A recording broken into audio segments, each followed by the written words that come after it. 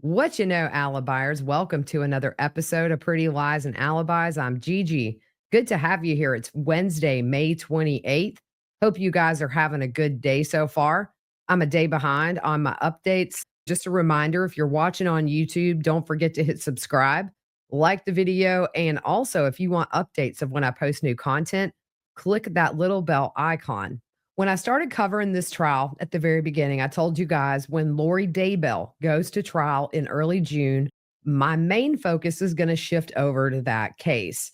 And that will be happening at the beginning of next week if jury selection goes smoothly. So for Karen Reed, I'll probably be able to do an update about every other day, not as in depth as I normally do daily, but at least enough so that we can keep up with what's happening with what I assume will be the defense case at that point. There is a chance I will be traveling out to Phoenix next week, so that could change things as well, but we'll just go with the flow and see what happens. Let's jump right into testimony. We had Dr. Judson Welcher from Aperture, the accident reconstructionist, on the stand. And I will say I simplified this the best way I could. When you start throwing a bunch of numbers at me, smoke comes out of my ears. If I made a mistake on these times, please tell me in the comments because I want to make sure I got everything right. He looked at the police reports, the ring video from John's house, dash cam video, photos of Karen's SUV, photos from 34 Fairview, Karen's car being brought to the Sally Port, surveillance files from McCarthy's and the Waterfall Bar.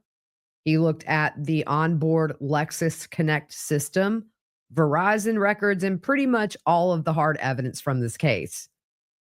He started his investigation on September 23rd of last year. He came to Massachusetts and did an inspection of the SUV. He also used a laser scanner to make a 3D model of Karen's SUV, and then he explains the technicalities of what he looked at. One mark on the car was consistent with the contact made on John's vehicle when Karen was backing out early that morning. With all that information, he started the laser scan and he did a CDR, which is a crash data retrieval. That's hardware and software that you can use to copy the EDR, which is the event data recorder from the car. He downloaded the black box and the EDR and the text stream data. That text stream data is really what they're calling a trigger event in this case. These systems aren't really designed for pedestrian impacts. It's more for a car-to-car collision. The Lexus is 6,000 pounds and John was 200 pounds, so it wouldn't register the impact, and that was something the witness expected. He looked at two files, the vehicle control history and a PCS, which is a protection system.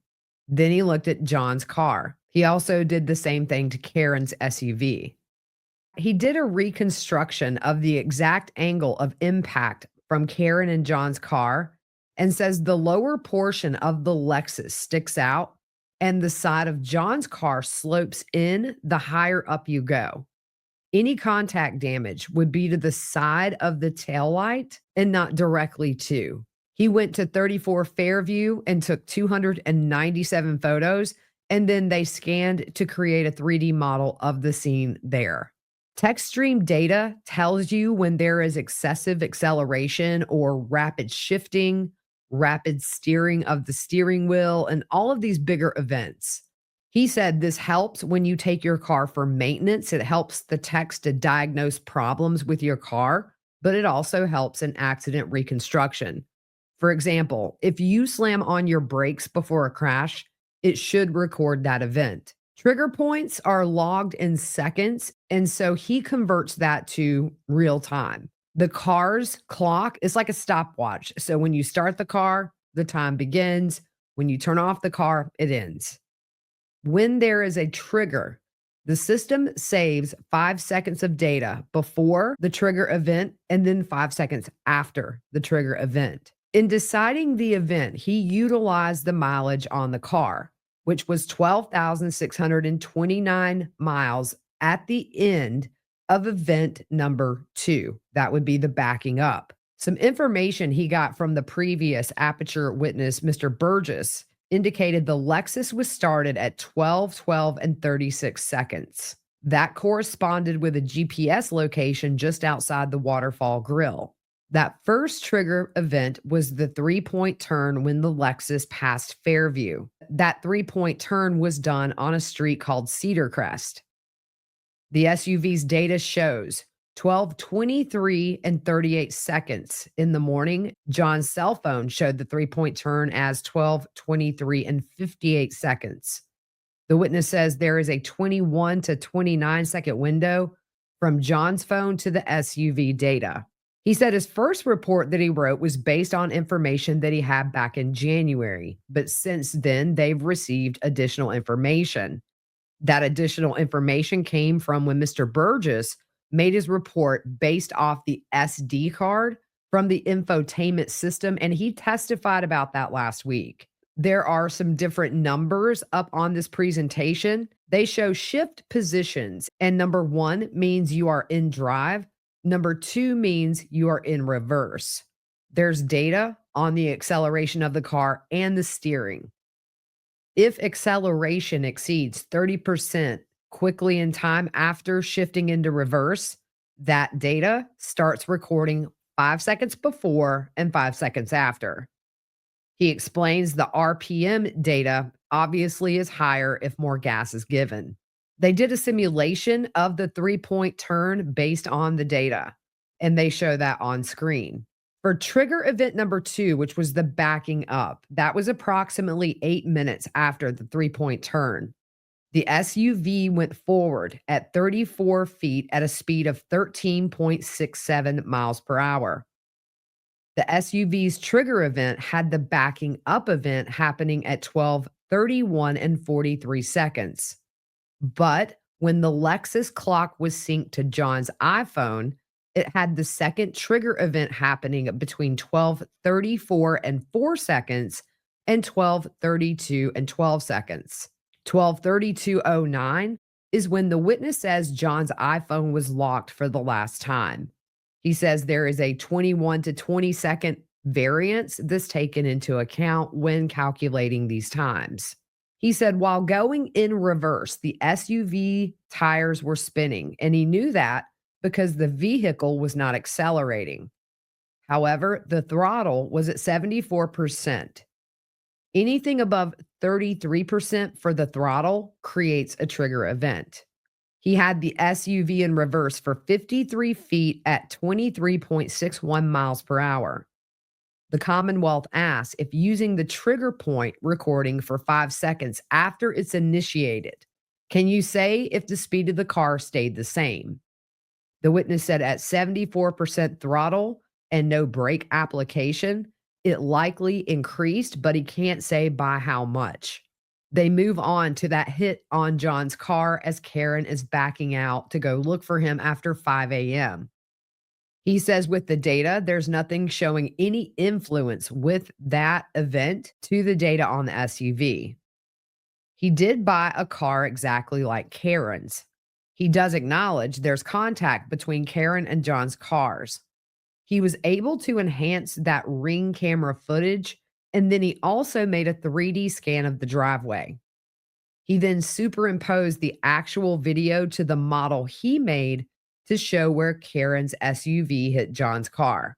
He concluded that the contact made was not in the taillight area of Karen's SUV, and he also points out she was going around 1 mile per hour when she hit his car. He tells the jury there is no broken pieces of taillight in the driveway after Karen leaves. And he says the hitting of the car didn't crack or break the taillight. And he says that to a high degree of engineering certainty. They bring in a video of the witness to demonstrate how John's arm injuries were sustained by the impact of the SUV. He's wearing clothing like John's, and he also got a glass from the same distributor that the Waterfall Grill gets theirs from. He put blue paint on the right SUV taillight, and then he kind of side shuffled into the car with his arm out. It shows where his arm would have hit the taillight. You see the paint transfer on his arm, and it shows the general area of where we've seen those injuries on John's arm. He said that pedestrian impacts are very sensitive to exact angles. For example, where your foot is on the ground could impact where you end up. And at the end of the day, they don't have enough information to determine exactly that, but they know they have a broken tail light and the lacerations to John's arm compare to the tail light area of the SUV. He said if you get hit and knocked off balance, you can take additional steps, and that affects how far your body travels. You may have one foot on the ground versus the other, and that is going to affect how your body travels.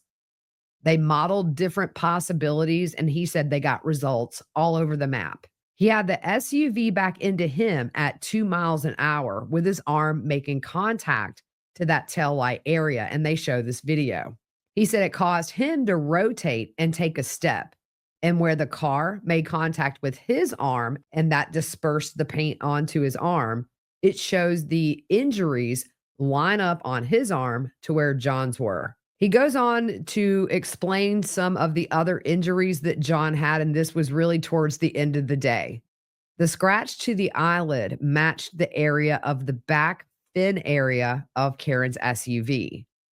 That right knee bruise was a half centimeter scratch at knee level. The witness found that's where his personal knee would touch, which was around the back wing area.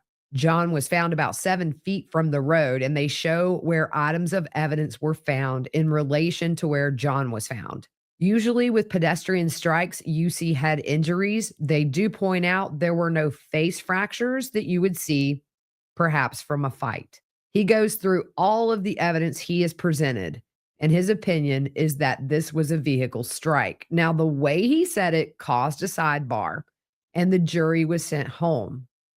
There's an argument about him being able to say the injuries were consistent with a vehicle strike, but he can't say that's what happened. That's for the jury to decide. That was the defense argument. The judge will study the evidence and will rule today what the witness can actually say when giving his opinion ultimately about this being a vehicle strike. So that's it for this episode. Come join us as we watch day 22 live on the YouTube channel, and then look for a recap later tonight of today's testimony. As of right now, he is still on direct exam. I would venture a guess cross exam may take most of the day. Hope you have a good rest of your afternoon. We will see you soon.